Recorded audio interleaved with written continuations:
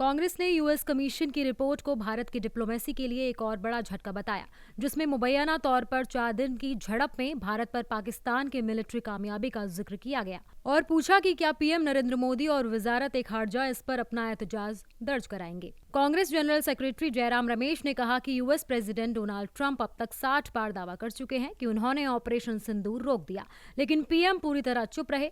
Party के communication in charge ने कहा कि यूएस चीन economic and security review commission ने अभी यूएस कांग्रेस को अपनी सालाना रिपोर्ट सौंपी है। रमेश ने बताया कि यूएस सीनेट और हाउस ऑफ रिप्रेजेंटेटिव्स के जरिए मिलकर बनाए गए कमीशन में 12 इंडिपेंडेंट मेंबर हैं। रमेश ने कहा कि 2025 की एनुअल रिपोर्ट लगभग 800 पेज की है।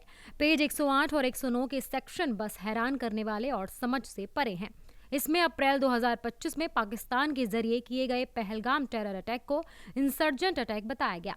उन्होंने एक्स पर कहा कि इसमें 4 दिन की लड़ाई में भारत पर पाकिस्तान की मिलिट्री कामयाबी की बात की गई। रमेश ने कहा कि प्रेसिडेंट ट्रंप ने अब तक 60 बार दावा किया है कि उन्होंने ऑपरेशन सिंदूर रोक दिया था। पीएम पूरी तरह चुप रहे हैं।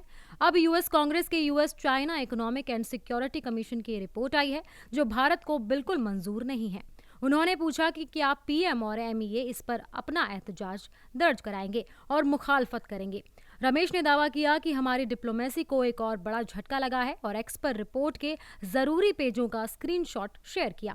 रमेश के शेयर किए गए स्क्रीनशॉट के मुताबिक रिपोर्ट में कहा गया कि पाकिस्तान और भारत की सेनाओं के बीच 7 से 10 मई 2025 को हुई झड़प में चीन के किरदार ने दुनिया का ध्यान खींचा, क्योंकि पाकिस्तान की फौज ने चीनी हथियारों पर भरोसा किया और मुबैना तौर पर चीनी इंटेलिजेंस का फायदा उठाया। झड़प के दौरान जो एक खतरनाक बागी हमले पर भारत के रद्दे अमल से शुरू हुई थी, जिसमें 26 आम शहरी मारे गए थे, दोनों मुल्कों ने 50 सालों में किसी भी वक्त की मुकाबले में एक दूसरे के इलाकों में ज्यादा अंदर टारगेट पर हमला किया।